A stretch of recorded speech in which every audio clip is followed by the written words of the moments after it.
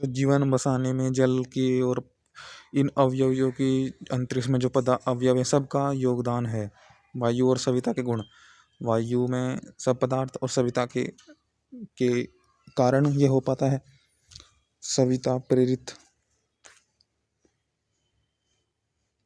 का गया व्यवहार सेवने योग्य संसार है। संसार में इतने ग्रह हैं, सब हमें सहायता करते हैं हमारे बसाने में, जितने भी ये ग्रह हैं।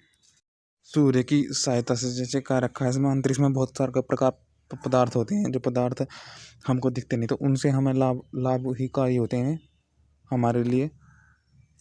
पदार्थ जो वायु के द्वारा हमें मिलते हैं, फिर पृथ्वी से जो भी सब ये प्रक्रिया चल रही है ये ईश्वर के द्वारा है। जैसे कि मेघ से हम वर्षा इत्यादि होती है और वायु पदार्थ होते हैं। तो जैसे कि मेघ, वैसे ही अन्य ग्रह पर सूर्य के माध्यम से प्रकाश वाला जल समूह व सूर्य लोग हैं। सूक्ष्म रूप से पदार्थ रहते हैं जल के माध्यम से, उनमें जल में सब पदार्थ अन्य भी समा जाते हैं। जैसे कि जल में वर्षा के समय पदार्थ होते हैं नाइट्रोजन इत्यादि।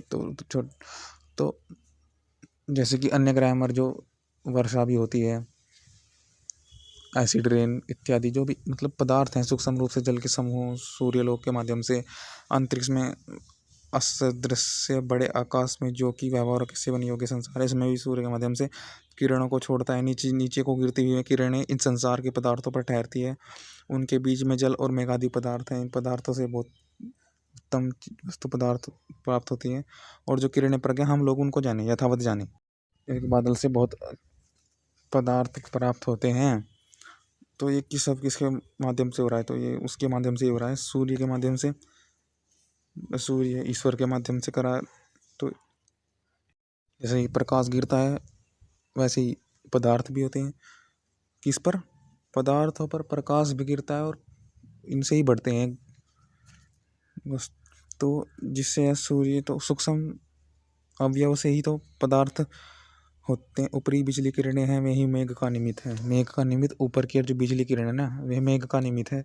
जो नीचे की किरणें हमें डायरेक्ट इन्हें मिलती है वनस्पतियों को, इन पदार्थों को। और जो ऊपरली बीच की किरण है वह मेघ के द्वारा अवयव परमाणु हैं, जल के परमाणु रहते हैं, उनके द्वारा मिलती है। सूक्ष्म के दृष्टिगोचर नहीं होते हैं, तो जल के परमाणु रहते हैं।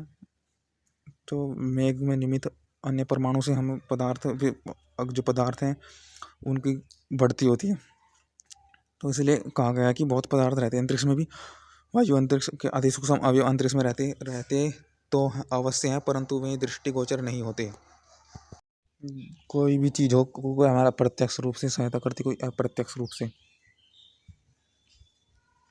मतलब खुद करके दूसरों को अप्रत्यक्ष दूसरे के माध्यम से, दूसरे का वह प्रत्यक्ष हो सकता है, फिर वो दूसरे को दूसरे का अप्रत्यक्ष करा सकता है।